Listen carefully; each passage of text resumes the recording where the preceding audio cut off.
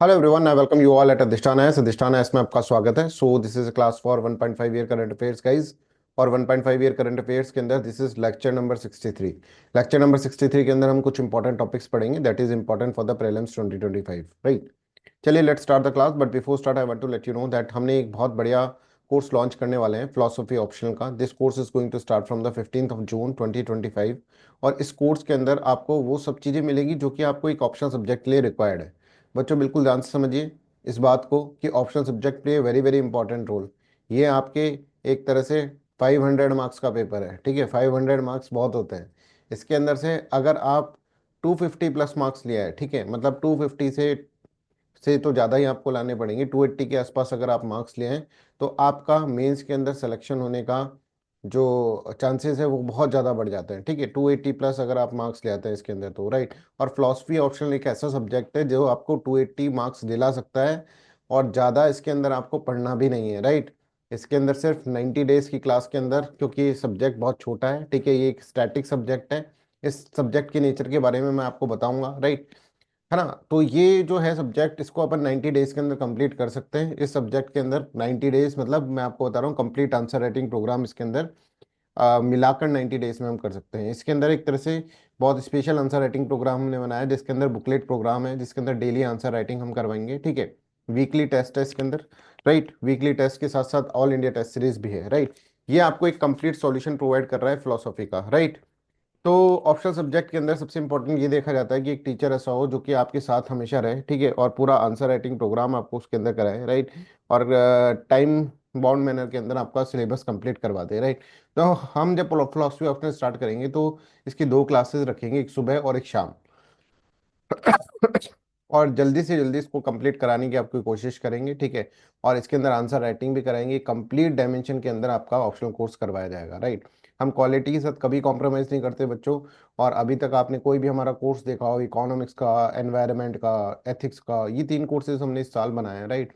इसके अलावा भी हमारे कोर्स हैं जैसे मॉडर्न हिस्ट्री हो गया, राइट, जो स्टैटिक पोर्शन है, ठीक है, पॉलिटी हो गया। ये सारे कोर्सेज इतने इंपॉर्टेंट कोर्सेज हैं, है ना। एंड तो इन कोर्सेज के साथ आपने देखा कि हमने कभी भी क्वालिटी के साथ कॉम्प्रोमाइज़ नहीं करा, और हमारा फोकस यही रहता है कि आपको ज़्यादा से ज़्यादा क्वालिटी प्रोवाइड करें।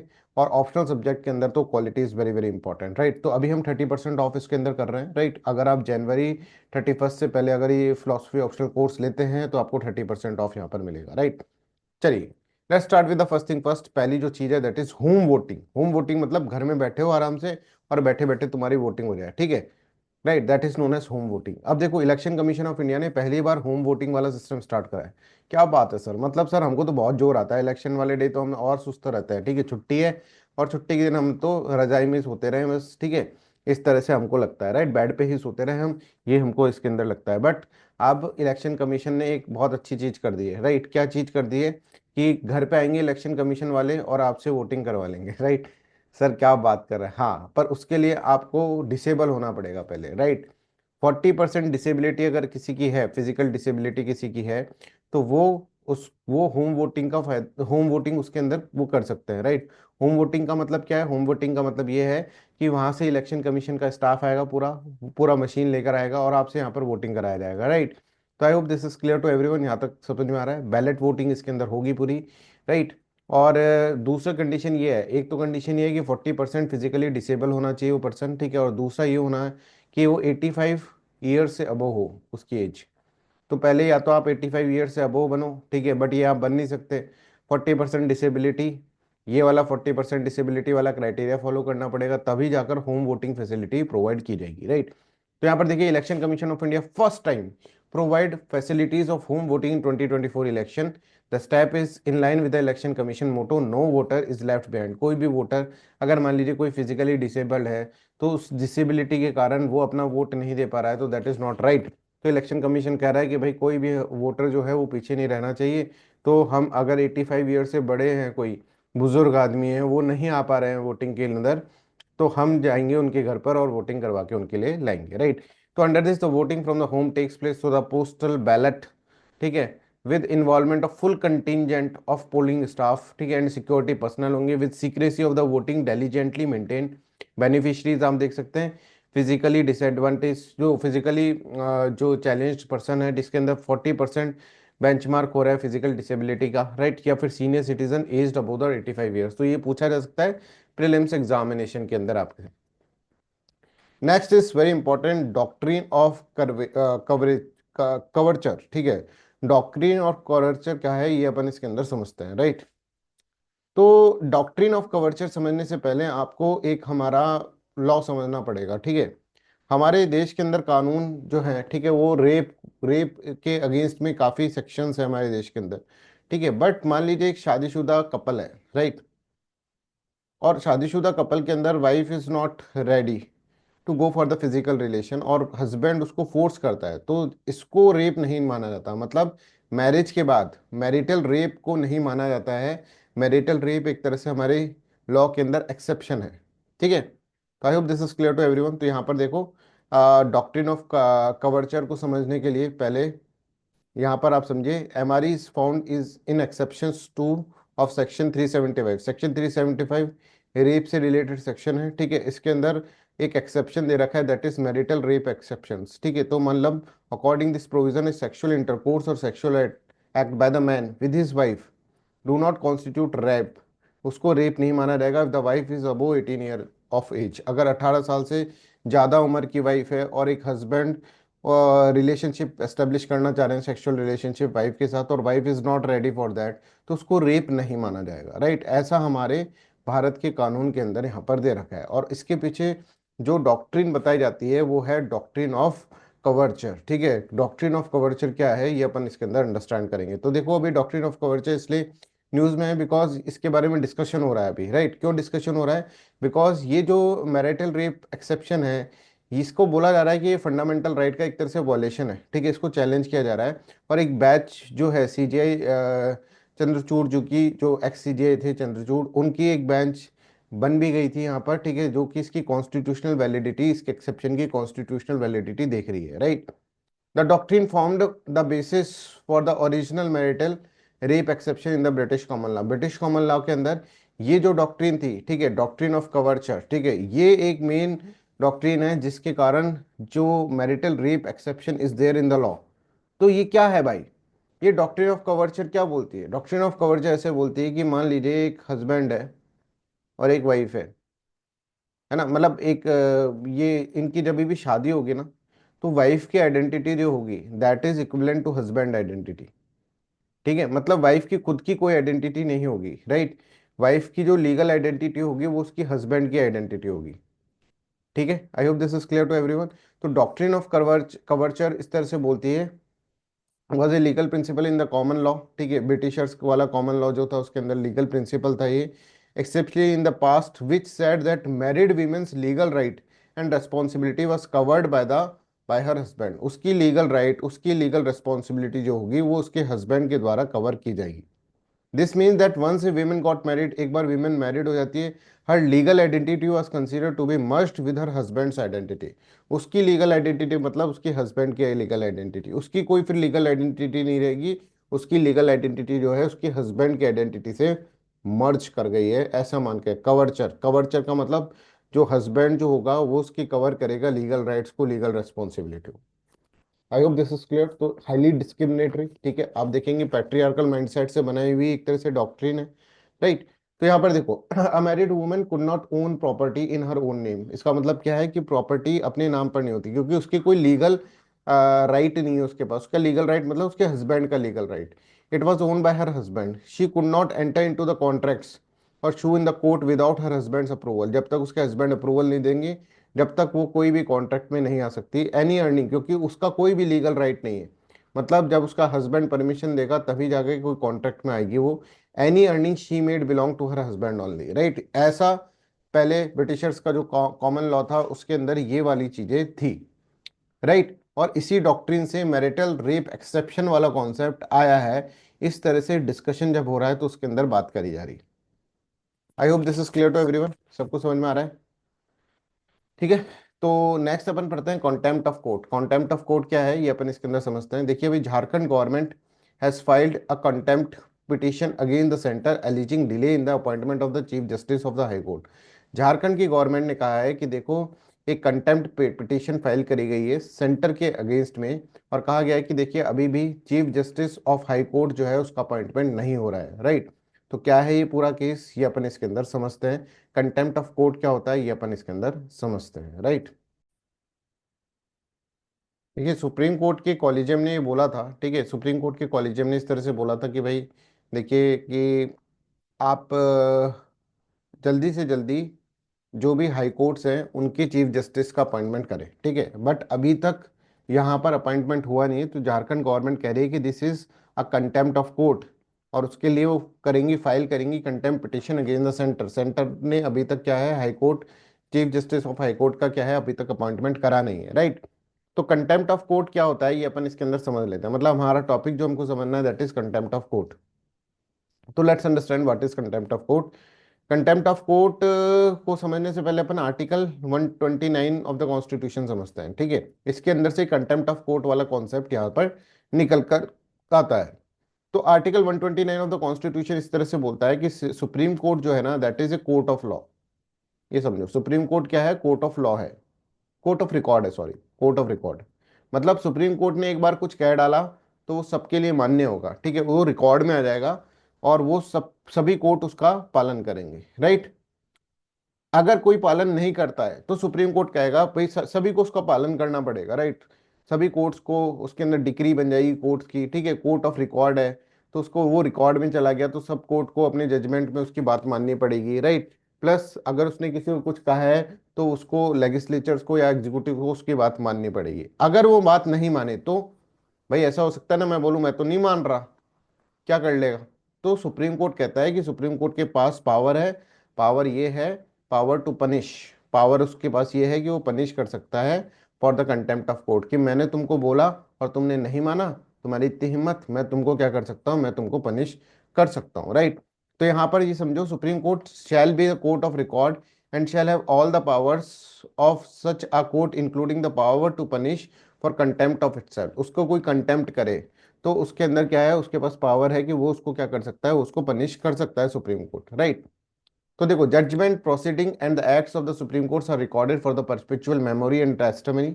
These records are admitted to be evidentiary value and cannot be questioned when produced before any court। अगर सुप्रीम कोर्ट ने कोई बात कह दी है तो कोई भी कोर्ट के अंदर उसको आप प्रेजेंट कर सकते हैं। देखो सुप्रीम कोर्ट ने ऐसे ही जजमेंट में ये बोला था, क्योंकि वो कोर्ट ऑफ रिकॉर्ड है, वो परपेचुअल मेमोरी और टेस्टिमनी में चला गया उसका जो भी जजमेंट है, they are recognize as the legal precedent and legal references, ठीक है। तो इसके पास पावर है कंटेम्प्ट की। तो फिर इसके अंदर देखो, in 1991 supreme court has rule that it has power to punish for the contempt not only of itself, इसकी खुद की कंटेम्प्ट को ही नहीं कर सकता, but also of the high court, high court का भी कोई कंटेम्प्ट करे, सब ऑर्डिनेट कोर्ट का, ट्रिब्यूनल्स का, तो ये भी इसके अंदर कर सकते हैं। इसी तरह से जो सुप्रीम कोर्ट का पावर है, आर्टिकल जो अपन ने 129 पढ़ा, कंटेम्प्ट ऑफ पावर जो है वो इसके अंदर से निकला, ठीक है, सुप्रीम कोर्ट का, राइट। इसी तरह से हाई कोर्ट का भी एक कॉन्स्टिट्यूशन के अंदर आर्टिकल है, high courts to be the court of the records, every high court shall be court of record and shall have all the powers of such a court including the power to punish for the contempt of itself।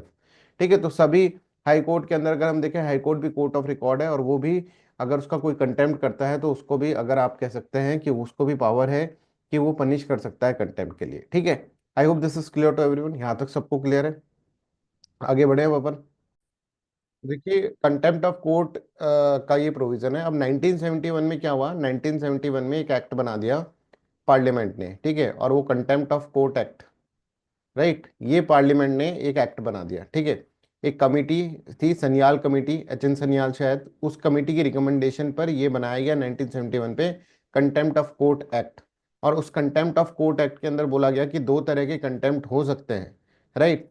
Court के लिए दो तरह के contempt court को माना, अवमानना जो होता है ना, ठीक है, जिसके अंदर क्या है, जिसके अंदर आप कंटेम्प्ट मान रहे हैं, दो तरह के कंटेम्प्ट यहाँ पर हो सकते हैं, right. Just give me a minute, just a second.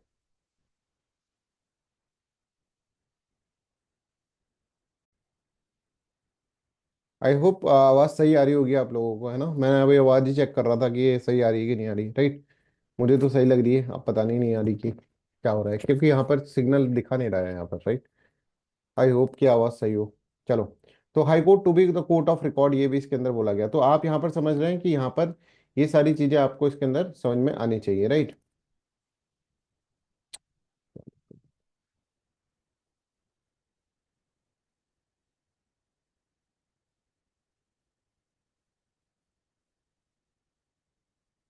Just a second बच्चों।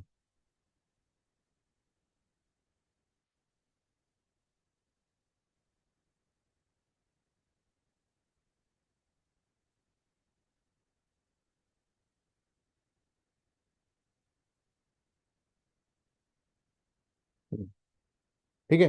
तो अब कंटेम्प्ट ऑफ कोर्ट एक्ट के अकॉर्डिंग दो तरह के कंटेम्प्ट हो सकते हैं। एक तो civil contempt,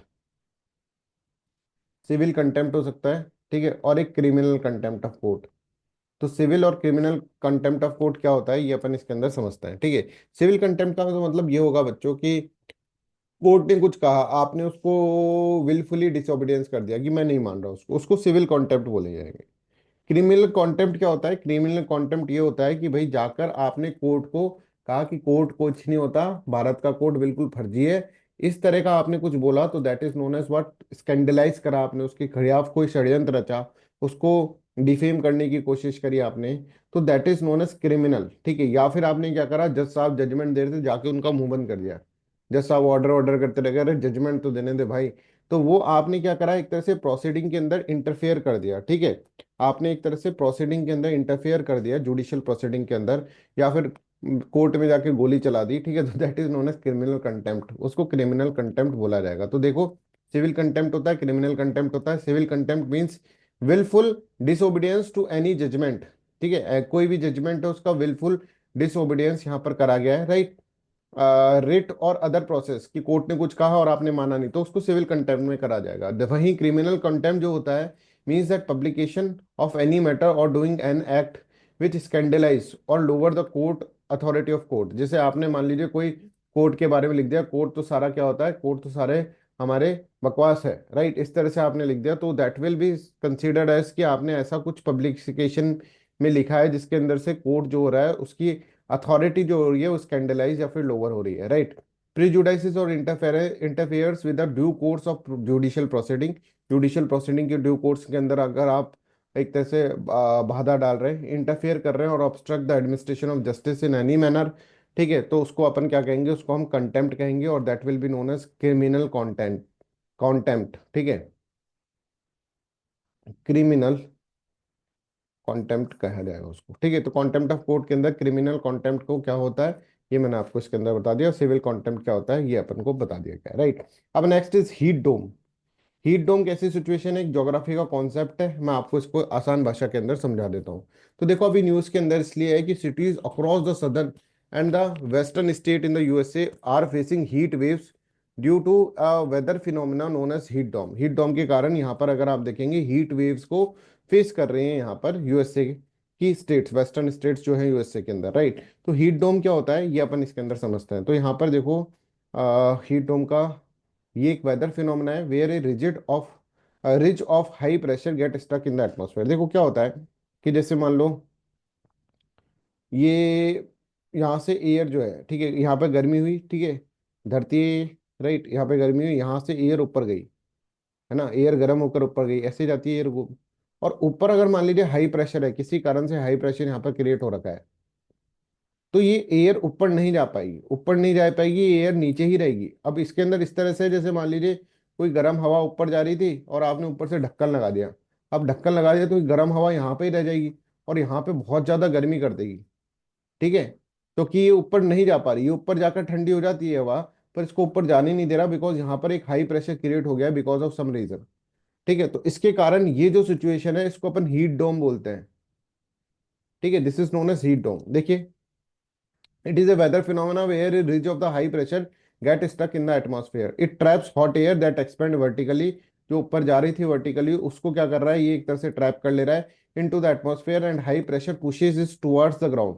wind usually move from the high pressure to low pressure, ठीक है, high pressure to low pressure की तरफ मूव करती है, but with the dome stretching far into the atmosphere this weather system become almost stationary, ठीक है। तो यहाँ से विंड ऊपर जा रही ऊपर जा रही इतने में हाई प्रेशर जो होगा वो उसको एक तरह से ढक्कन लगा दिया तो अब वो नीचे ही रह जाएगी, ठीक है, नीचे फिर गर्मी करती रहेगी। अगर वो ऊपर चली जाती तो ऊपर जाके ठंडी हो जाती, पर नीचे रहेगी तो गर्म करेगी वो, राइट। तो वार्म एयर देखो कैसे होता है, warm air rise due to strong solar heating. As this air moves upward, जैसे ही वो ऊपर की तरफ जाती है, it get trapped under a high pressure system in the upper atmosphere. The high pressure system compress the air, उसके कारण क्या होगा, एयर को कंप्रेस कर देगा वो, और causing it to heat up to further, ठीक है। High pressure act as a lid, ये एक ढक्कन की तरह काम करेगा, preventing the hot air from escaping. As the trapped heat continue to circulate, it intensify the temperature in the area. I hope this is clear to everyone, और इससे ही heat wave यहाँ पर आ जाती है, राइट। तो this is how you have to understand this, ठीक है। कि अब ये बात आ गई कि साहब एक बात बताओ कि यहाँ पर ढक्कन लगा कैसे है ना। तो ढक्कन लगने के बहुत तरीके हैं, ठीक है। जैसे मान लीजिए एक जेट स्ट्रीम का कॉन्सेप्ट आपने समझा होगा। जेट स्ट्रीम मतलब कि आप देखो, जैसे ये धरती है, तो धरती से अगर ऊपर जाओगे आप, तो 9 8 8 9 किलोमीटर ऊपर एक विंड का सिस्टम बना रहता है, ठीक है। एक हवा बहती है, राइट, एक हवा बहती है इसके अंदर, इस तरह से मींडर फॉर्म के अंदर, इस तरह से एक हवा बहती है, राइट।